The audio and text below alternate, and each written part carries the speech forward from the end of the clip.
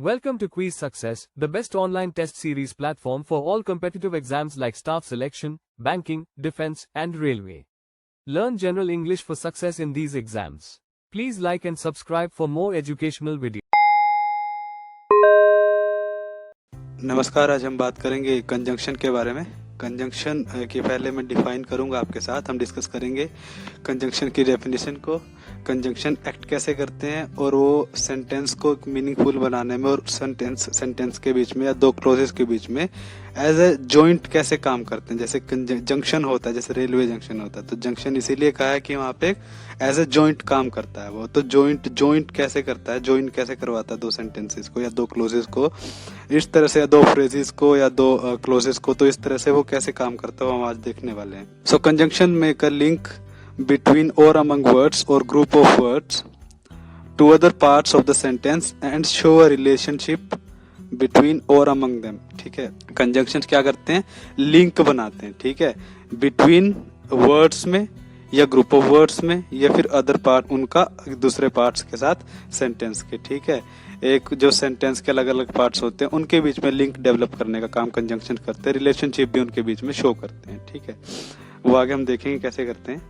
पहले हम देखते हैं टाइप्स कितने हैं कंजंक्शंस के। First one is coordinating conjunctions, then come correlative conjunction and then come subordinating conjunctions. Okay, so one by one we will be discussing each of this. Coordinating conjunction देखिए क्या है, क्या होता है। Its job is to join two words, phrases और independent clauses which are parallel in structure. Parallel मतलब वही है कि वही इंडिपेंडेंट है वो। जैसे फ्रेज और क्लोज में डिफरेंस क्या होता है स्टूडेंट्स। क्लोज मैंने बताया आपको एक जिसमें एक सब्जेक्ट होता है और एक वर्ब होता है। ठीक है, और जो डिपेंडेंट या इंडिपेंडेंट हो सकता है। फ्रेज भी ग्रुप ऑफ वर्ड्स है लेकिन उसमें वर्ब नहीं होता आमतौर पे, या सब्जेक्ट मिस कर जाता है, तो इस तरह से होता है। ठीक है, लेकिन क्लोज में हमेशा सब्जेक्ट और वर्ब रहेगा। एक क्लोज होने की शायद कंडीशन यही है। ठीक है, तो 7 कोऑर्डिनेटिंग कंजंक्शंस हुई हैं बेसिकली। वो है एंड, बट, फॉर, नॉर, और, सो, येट। तो ये जो कंजंक्शंस होती हैं ये कोऑर्डिनेटिंग कंजंक्शंस होती हैं। यूज देखते हैं कैसे करते हैं। Example, we went to the stadium and enjoyed the cricket match. ठीक है, हम स्टेडियम गए और क्रिकेट मैच को एंजॉय किया। अब देखिए दोनों ही इंडिपेंडेंट क्लोजेस हैं। ठीक है, और पैरेलल हैं। पैरेलल कोइंसिडेंट दिखा रहा है, यानी एक दूसरे के इक्विवेलेंट है। Suppose I would place we here, we enjoyed the cricket match, it would surely make a sense. तो इसकी भी सेंस होती है अपने आप में, पूरा सेंटेंस होता है, इसमें कोई दिक्कत नहीं होती। ठीक है, तो अपने आप में पैरेलल है और इंडिपेंडेंट है, तो एंड यहाँ पे जोड़ रहा है उनको। ठीक है, और का भी मतलब यही है कि पैरेलल है, मतलब आइसक्रीम हो या चॉकलेट ले सकते, दोनों एक ही जैसे काम करेंगे। ठीक है, तो कैसे है, do you want an ice cream और चॉकलेट। ठीक है, कि भाई तुम्हें आइसक्रीम चाहिए या चॉकलेट चाहिए, तो दोनों पैरेलल है ना, दोनों पैरेलल है, यानी पैरेलल वर्ड्स हो चुके हैं यहाँ पे। ठीक है, यानी आइसक्रीम और पैरेलल क्या होता है, दोनों एक समान, जैसे एक लेवल के इस तरह से, या एक साथ साथ चलते हैं जैसे, उस तरह से। ठीक है, तो आइसक्रीम हुई या फिर चॉकलेट, तो डू यू वांट आइसक्रीम और चॉकलेट, तुम्हें आइसक्रीम चाहिए या चॉकलेट, तो इस तरह से। Go away and never come back. ठीक है, चले जाओ और वापस कभी मत आना।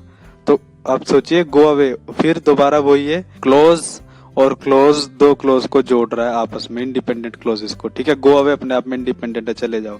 नेवर कम बैक, कभी वापस मत आना, ये भी अपने आप में इंडिपेंडेंट है, मतलब किसी पे डिपेंड नहीं कर रहा। दोनों की एक सेंस है। अगर दोनों को अकेले अकेले इंडिविजुअली रख दिया जाए, सपोज आई से go away, it would be correct, okay, and it would sound natural and it would make a sense. ठीक है, सेंस भी होगी। नेवर कम बैक का भी ऐसे ही है, तो दोनों को ज्वाइन कर रहा है, कोऑर्डिनेट कर रहा है एंड। ठीक है, तो ये हुई आपकी कोऑर्डिनेटिंग कंजंक्शंस इस तरह से। ठीक है, जैसे बट है, सपोज अगर मैं बट का एग्जांपल दूं आपको, बट इसमें रह जाता है, suppose I can come to the party but I will not drink.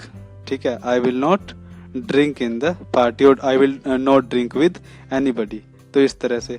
तो वही मैं आ सकता हूँ पार्टी में, लेकिन मैं शराब नहीं पीऊंगा। और I will not drink alcohol, तो मैं शराब नहीं पीऊंगा। तो I will not drink alcohol, अब देखिए वो भी कंप्लीट है, और I can come to the party दोनों ही कंप्लीट है, किसी पे डिपेंड नहीं करते। लेकिन बट लगा दिया, लेकिन कंडीशन लगा दी यहाँ पे इस तरह से, ठीक है ना। तो इस तरह से और भी वर्ड हो सकते हैं, ठीक है। जैसे सो है, हम यूजुअली लिखा करते थे एप्लीकेशंस में कि भाई I am sick today so I can not come to the school. So I can not come to the school और आई एम सिक टुडे दोनों ही इंडिपेंडेंट क्लोजेस है, एक दूसरे पे डिपेंड नहीं करते, वो अपने आप में इंडिविजुअली भी उनकी सेंस बनती है, मतलब है उनका।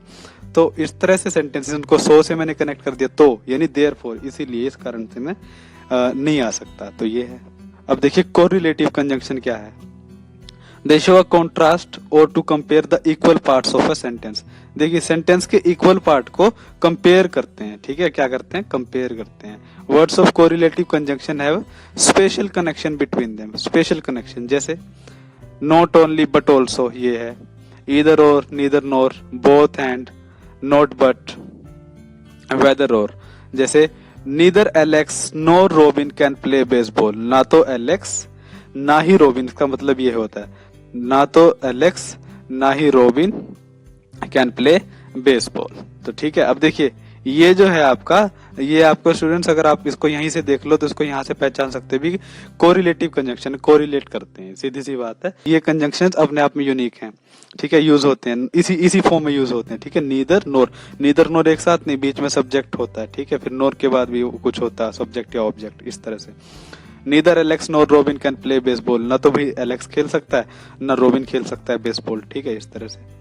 आई want both ice cream and chocolate, देखिए बोथ एंड अभी इकट्ठा ही आएंगे, ऐसा नहीं कि भाई नीदर नीदर है, suppose neither Alex and Robin, no, वो गलत हो जाएगा। नीदर और नोर पेयर में होते हैं बेसिकली, बोथ है देन एंड है, तो ये क्या है, पेयर में आते हैं, ठीक है, इस तरह से। बोथ है उसके बाद एंड है, तो फिर ये ऐसे होते हैं। तो मतलब मुझे आइसक्रीम ही नहीं चॉकलेट भी चाहिए, मतलब है ना, आई वॉन्ट बोथ आइसक्रीम और एंड चॉकलेट, मुझे दोनों आइसक्रीम और चॉकलेट दोनों चाहिए, ठीक है। He ate not only ice cream but also chocolate, ठीक है, उसने ना सिर्फ आइसक्रीम खाई बल्कि चॉकलेट भी खाई, ठीक है, ना सिर्फ बल्कि, तो ये नॉट ओनली बट ऑल्सो, ये नॉट ओनली बट ऑल्सो, ये भी पेयर में है, ठीक है, इस तरह से, ठीक है। जैसे वेदर और है, ठीक है, I don't know whether he will come और not, he will come or not, whether he will come or not। अब weather और यानी आएगा ही आएगा, कि weather है तो और भी यूज होगा, तो पेयर में होता है, क्योंकि मैं नहीं जानता वो आएगा या नहीं आएगा, तो इस तरह से, ठीक है ना। अब इमीडिएट बाद में इसका मतलब नहीं होता, ठीक है, लेकिन वो पेयर में ही आएगा, आएगा सेंटेंस में जरूर। ऐसा नहीं होता एक सेंटेंस में वेदर है और नहीं है, नीदर है नोर नहीं है, ईदर है और नहीं है। अब ईदर और भी लगा सकते हो, नीदर नोर तो नेगेटिव है कि भाई ना तो ये ना तो ये, ठीक है। ईदर और में क्या है, या तो ये या तो ये, जैसे इधर एलेक्स और रोबिन कैन प्ले बेसबॉल, वही या तो एलेक्स या फिर रोबिन दोनों में से एक खेल सकता है बेसबॉल, इस तरह से कर सकते हो, ठीक है। नीदर में था कि भी ना तो एलेक्स खेल सकता है ना रोबिन खेल सकता है, इस तरह से। सबऑर्डिनेटिंग कंजंक्शन में क्या होता है students, join elements of an unparallel sentence structure, These elements are usually a dependent clause and an independent clause। अब देखिए पैरेलल मतलब, अनपैरेलल मतलब एक जैसे नहीं है, यानी एक इंडिपेंडेंट क्लोज है और एक डिपेंडेंट है। अब इसके बारे में हमने जैसे अगर बात की हो तो इंडिपेंडेंट क्लोज क्या होता है, इंडिपेंडेंट क्लोज तो वो है ना, ग्रुप ऑफ वर्ड्स है जिसकी अपनी एक सेंस है, अपना एक मीनिंग है, ठीक है, सब्जेक्ट है जिसमें और वर्ब है, और किसी पे डिपेंड नहीं करता, किसी दूसरे क्लोज पे, किसी दूसरे ग्रुप ऑफ वर्ड्स पे। डिपेंडेंट क्लोज इंडिपेंडेंट क्लोज पे डिपेंड करता है, नहीं या फिर दूसरे डिपेंडेंट क्लोज पे डिपेंड करता है, ठीक है ना, अपने मीनिंग के लिए, जैसे वो फिर पूरा नहीं होगा, ठीक है, इस तरह से।